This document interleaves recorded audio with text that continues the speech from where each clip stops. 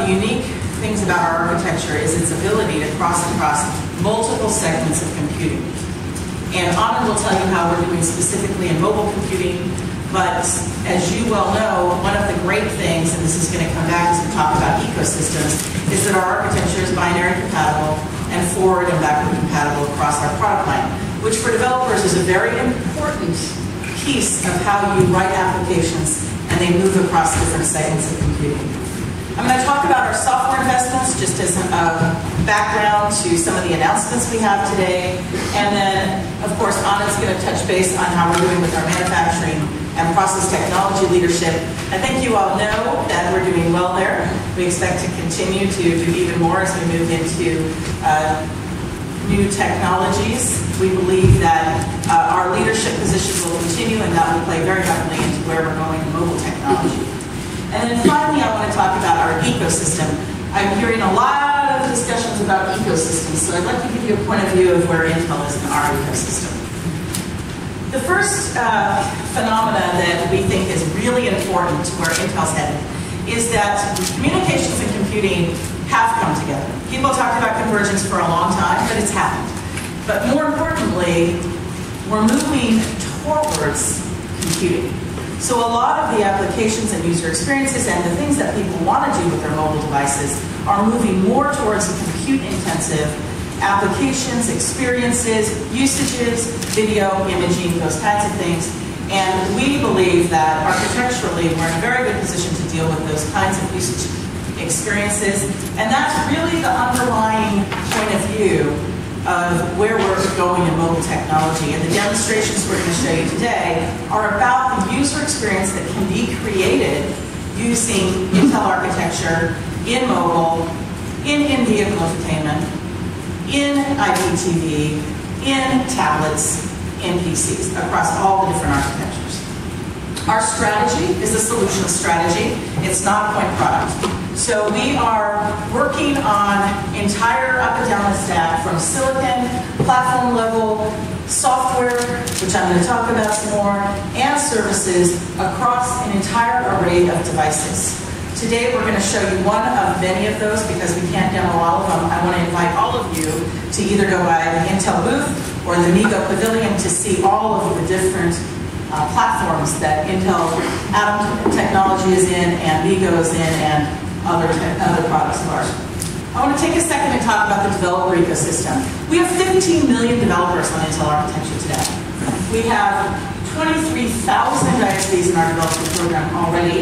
And as you can see in our AppUp program, which is targeted very specifically at mobile application developers, we have 38,000 developers today. We feel very confident about where we're at in ecosystem building. It's something that we have been at for a long time. We have the third largest developer program in the world. We have many, many, many developers that know our architecture, have worked with Intel, are comfortable. We have tool chains for them. We have complete developer support for them. And most importantly, we have an application distribution environment that we announced last year, AppUp. Just to give you some data, I think this will all be available to all of you, and it's on our website, so you get a little bit of perspective about where we are in the environment and ecosystem building. Let's talk about software platforms for 1 second before Anand talks about where we're at with silicon. Our strategy for the last 2 decades has been and continues to be port of choice. What we mean by that is that all operating environments run on Intel silicon. And nothing has changed. We run Android. In fact, if you don't know, we've made tremendous progress in Android on our mobile platform. And we're very, very happy with our performance. We've been doing benchmarks on our handset silicon, and on average, we're seeing twice the performance of our competitor using Android builds. So we're very, very happy with our Android progress. We're going to show you some of our MeeGo progress today. We are going to continue with MeeGo. We will continue going forward. Today we're going to show you one of the user experiences that's being released, and we'll move forward with our efforts there. We of course run Windows, all other Linuxes. Those of you that follow Intel know that we were one of the original founders of Red Hat Linux. We know Linux quite well. We're one of the leaders in the open source community. That's why it isn't surprising that we would continue on with MeeGo on our own, with our other partners that we have beyond the one that you most want to discuss with us, and that we also are doing so well, of course, with Android, which the underlying technologies are very similar. We've acquired Wind River, which is the leader in embedded system software. We will continue with their efforts as well, so you'll see many, many embedded devices, embedded communications devices based on Wind River's technology as well. And as Chrome comes available from Google, we'll be supporting that. I mentioned the application distribution environment, AppUp. We launched this AppUp 1 year ago. It went gold this fall, so less than 6 months. I gave you some of the stats, but the most important things that I want you to think about is not just how many developers we already have, and we're just now starting to ship devices. It is available now for MeeGo, starting today for tablets. We'll be adding handset support as well. We have worked with the community to move the top applications that people know from the iPhone environment, from Android environment, into supporting MeeGo as well. We are excited. One of them, of course, is Angry Birds, which is available now. But more importantly, the applications that we're moving into this development environment work across multiple platforms. So anything that we have running on x86 will actually work on a laptop, and in the right form factor can work on a tablet and can also work on a handset. So we're doing a tremendous amount of this work. This is just now going to start coming out. We have several thousand apps today. And we will continue to build the application developer environment. If you don't know about AppUp, I'll just give you 2 more seconds on it. We have a very unique model. You can go to appup.com and download apps if you'd like. But we also, our validated application catalog serves other people's app stores as well. So if you were to buy a device, say at Dixon's in the UK, and you wanted to connect and get applications for that netbook, you would be getting it through the engine of AppUp that would be serving Dixon's store. So we believe it's an opportunity for application developers to have multiple points of monetization and multiple points of distribution for Intel devices will be able to get applications. With that, I want to turn over to Anand and let him give you an update of where we are, our silicon technology for mobile, and then I'll come back and we will show you some new products. First of all, AppUp. AppUp is a silicon architecture that we engaged on developing, and the first products came out in 2008. Those products were clearly targeted at netbooks and very small disposable PCs, if you will.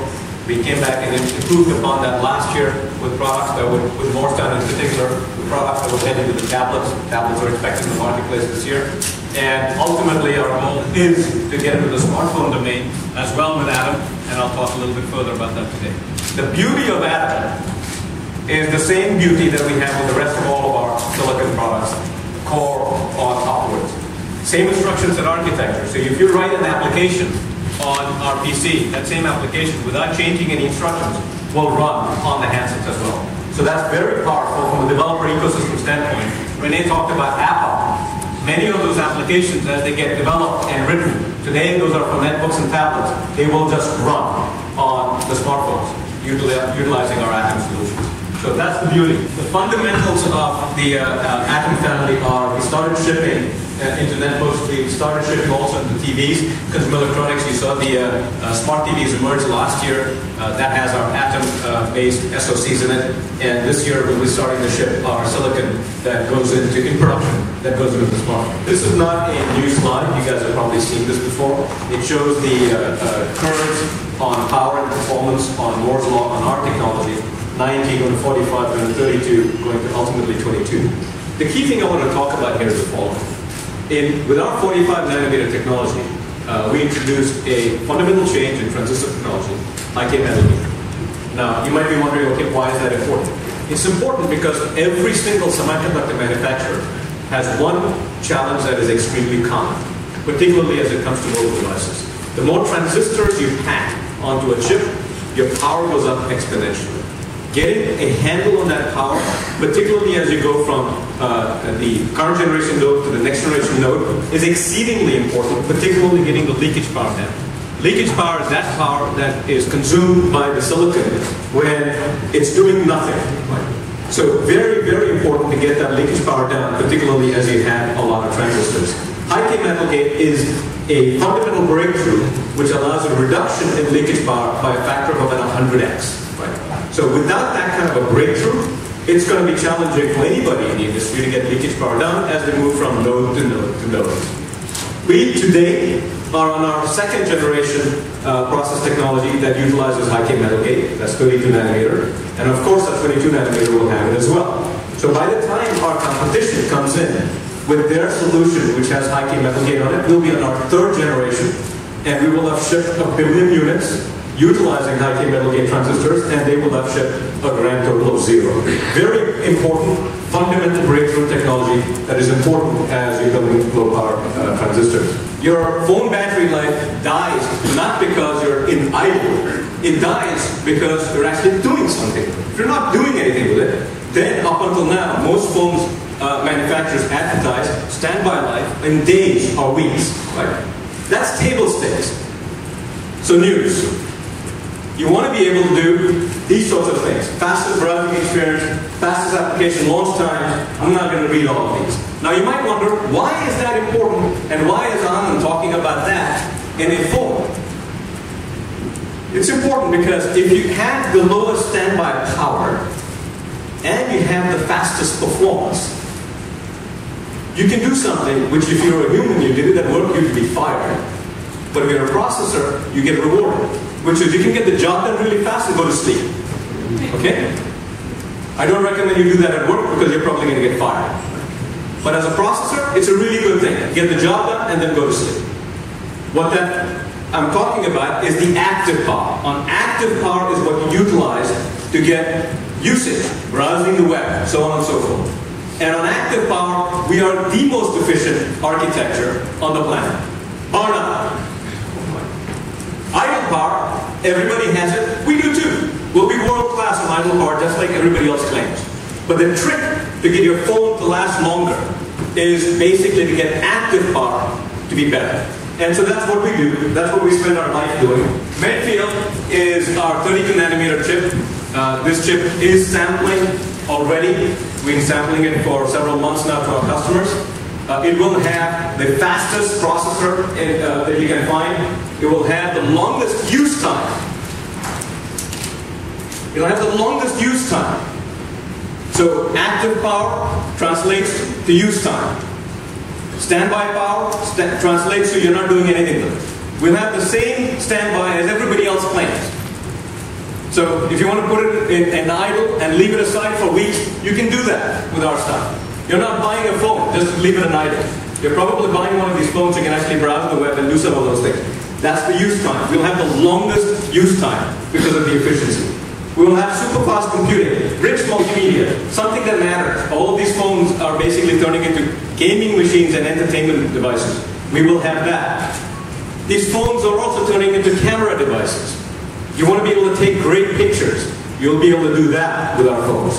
Not only that, our phones will be able to take pictures in the dark and it'll look like you have a 60-watt light bulb on top of your head.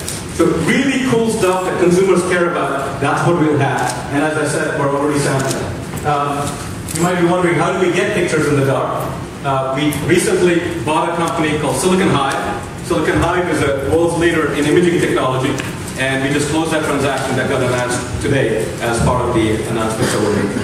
So now I want to show you a little bit about what Medfield looks like. We're not announcing it today, so this is a bit of a sneak peek.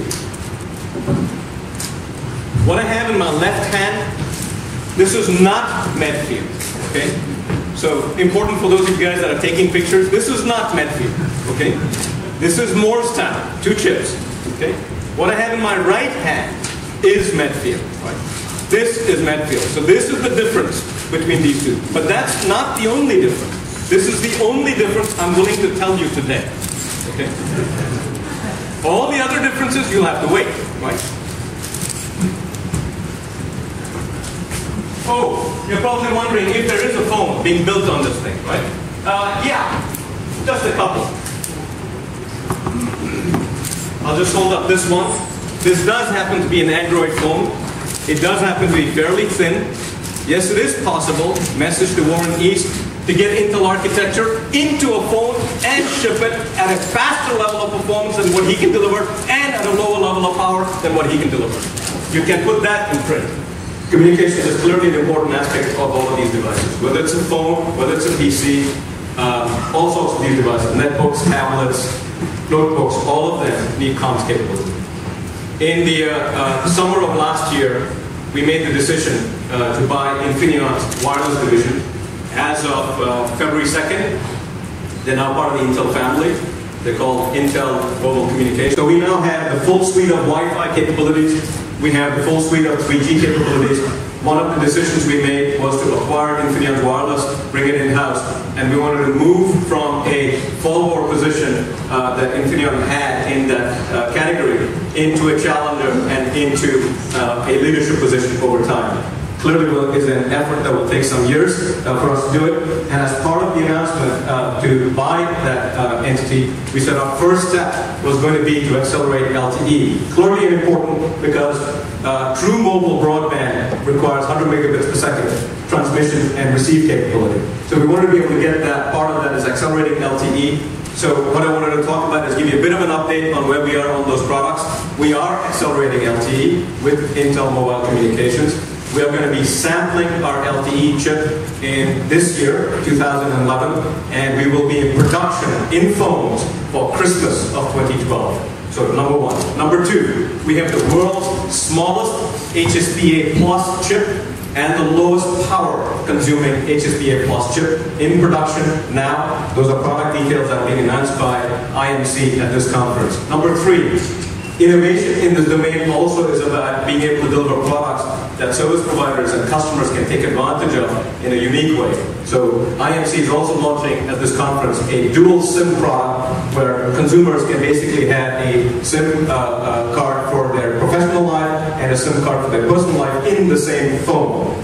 Very important in multiple parts of the world, very important even in the western parts of the world, and IMC is launching a product for that. Three very significant capabilities, all being accelerated, and we're investing further into that organization so they can move faster and into the marketplace. Intel is also in the infrastructure. We're in every aspect of the infrastructure. 10 out of 10 infrastructure companies in the telecommunications space use Intel architecture, and it's across all of these domains. Routers, switches for voice, network security, wireless, media processing, and the service platform. And today, specifically at this conference, we're announcing that Korea Telecom and Samsung and Intel are entering into a partnership to utilize Intel architecture in their LTE-based deployments. So again, moving forward, not only on baseband chips for the phones and other devices, but also for the backbone in the infrastructure itself. We also invest in companies in the ecosystem to help increase the attractiveness of our platform and enhance the smartness of the mobile platform. These are just a handful of the investments that we've completed over the last 6 months to enable and further our interest in the mobile arena. We've completed investments in Borgs.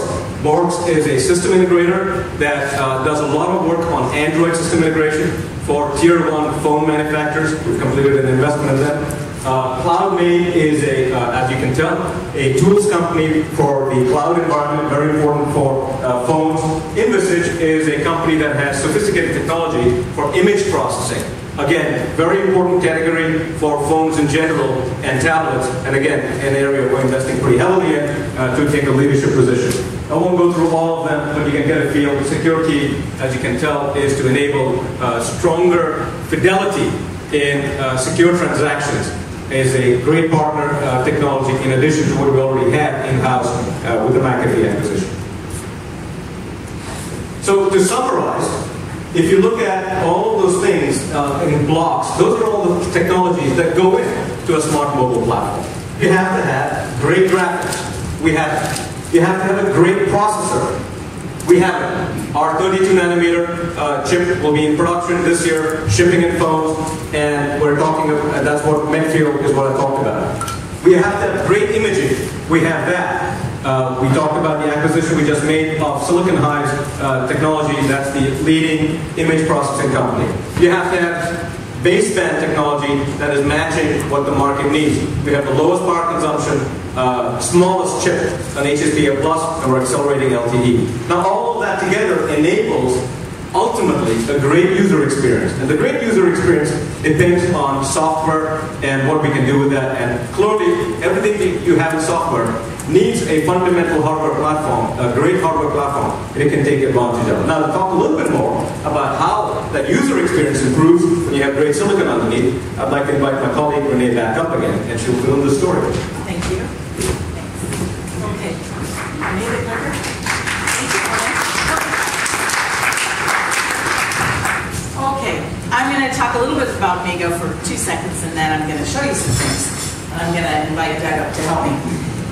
MeeGo is an open, unified computing environment, and you've heard us talk about this before, but I want to remind you that our perspective on this is that, first of all, there needs to be an open source alternative that is open for innovation across multiple segments of computing.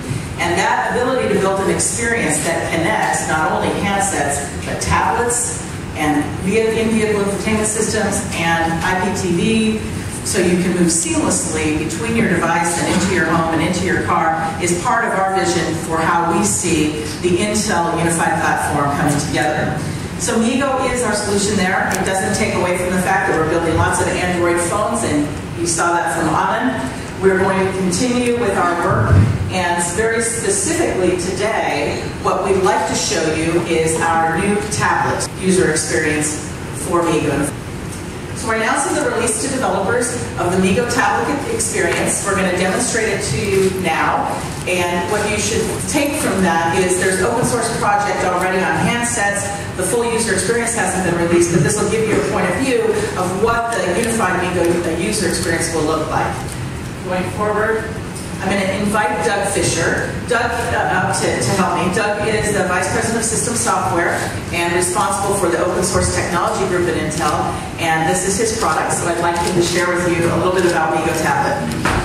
The key thing around MeeGo is how we architected it to be centralized around the individual using the device. Not only how they interact with the device, and what we expect them to do with the device, but also updating and learning as they use the device. And so the concepts we built into MeeGo are really centralized around the user, focusing on them as opposed to the traditional way, which is focused around applications. And so that's the key difference between what we've done, specifically in the tablets, you'll see that in the handsets as well, and carried forward, is focusing on the user themselves. So let me just go ahead and demonstrate it. I can go forward so I can demonstrate what we've done here. And so you have your traditional grid environment that a lot of people are used to seeing as turned sideways, but I want to go to the panel environment, which is more intuitive. So you give the user that panel view with a grid of applications, but we think that users are going to demand a more sophisticated interface that organizes their life, how they operate. And so we've instrumented the tablet into what's called a panel view, which organizes the interactions with the tablet into topic areas. My tablet has the applications that you use most. It has setting capabilities. My Friends contains all your social networking. So this includes things like emails that are important to you, Twitters, Last.fm, all your social feeds are in that panel.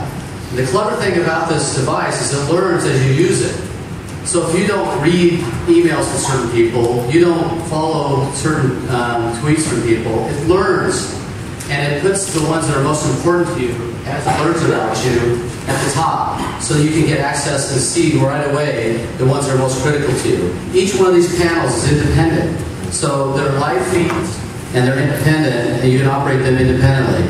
And so you have your music, your photos, your videos, and the web pages you most recently accessed. All these feeds are live, so you can update these as it learns about what you're doing. And so if you just interact with photos, again, it's a traditional photo viewer that you expect to see on a device. One of the things that we've instituted in MeeGo is the object-oriented nature of it. And so not only do you interact with the application, but we also incorporate an object-oriented mechanism which is almost like a right mouse click, where you touch on the event, and it gives you options of things you can do. Whether you want to forward it to somebody, put it in your favorites, add it to an album. You interact with that application right there. And so we were doing this, bringing this concept to every aspect of this device. Traditional devices have you interact with the application. This has you interact with the object. So if you decide you want to call somebody versus Facebook them, you have all those applications associated with that individual that you can participate with them. So we've really centralized everything we're doing in MeeGo around the user. So that's the key aspects that we're bringing today. In addition, it's multitasking. And Renée and Anand talked a lot about the power of the Intel processor. Because of that power, because MeeGo is built on a true multitasking operating environment, the true multitasking is built right into this device. This is the panel view that I'm describing here. And so this is a very unique concept. We think this is going to be how the users expect in the future to interact with their devices.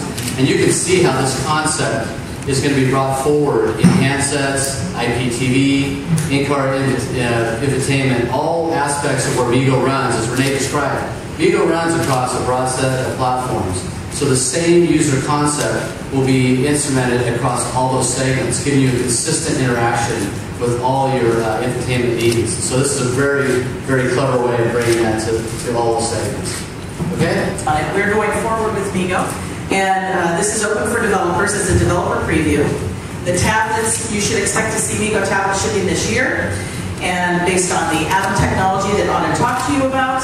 And we would expect to see handsets following. We have several partners that are also in design, and I'll talk about that. We have had a lot of partners involved in MeeGo. It's an open source project.